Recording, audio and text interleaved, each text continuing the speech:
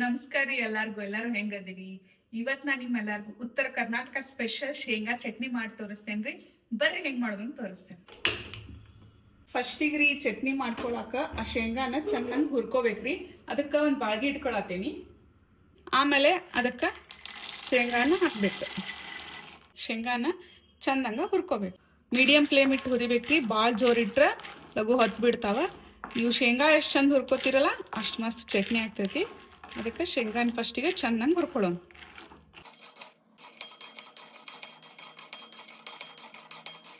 ಸ್ವಲ್ಪ ಶೇಂಗಾದ colour change ಆಗ್ಬೇಕ್ರಿ. ಮತ್ತು ಹಂಗೆ ತೆಗಿಬೇಡ್ರಿ. ಒಂದು ಸ್ವಲ್ಪ ಶೇಂಗಾದ ಕಲರ್ ಚೇಂಜ್ ಆಗಿನ ತೆಗಿಬೇಕು ಅವನ್ನ. ನೋಡ್ರಿ ಯಾವಾಗ ತೆಗಿಬೇಕಂತ ತೋರಿಸ್ತೇನೆ ನಾನು ನಿಮ್ಗೆ.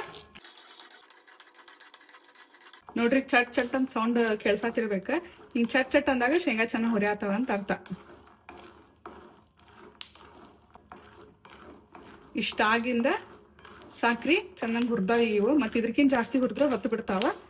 ಇವನಿಗೆ ತೆಗೆದು ಮ್ಯಾಗಿನ ಸಿಪ್ಪಿ ಸುಲಿಬೇಕ, ಆರಿಸ್ಕೋಬೇಕ. ಬರೀ ತೆಗಿಯೋಣ.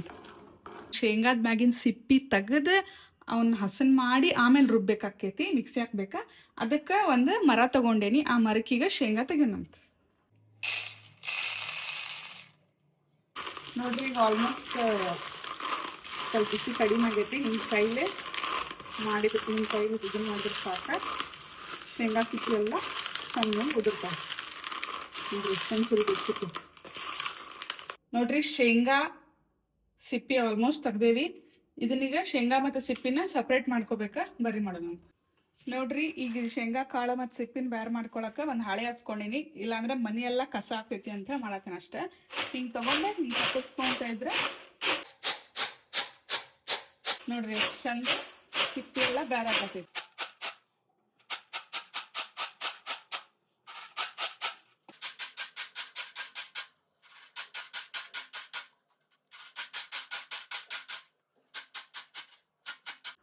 ನೋಡ್ರಿ ಶೇಂಗಾ ಕಾಳು ಸಿಪ್ಪಿಯಿಂದ ಬೇರಾಗ್ಯಾವ.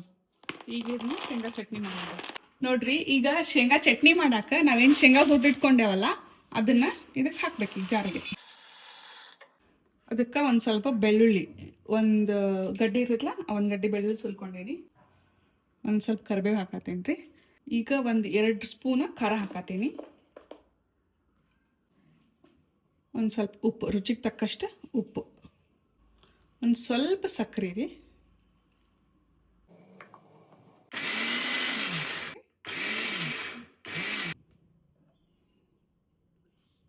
ನೋಡ್ರಿ ಚಟ್ನಿ ರೆಡಿ ಆಗೈತಿ.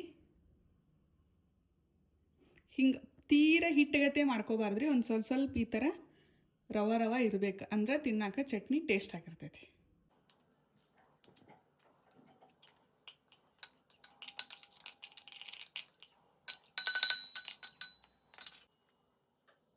ನೋಡಿದ್ರಲ್ಲ ಶೇಂಗಾ ಚಟ್ನಿ ಹೆಂಗ್ ಮಾಡೋದು ಅಂತ ಹೇಳಿ.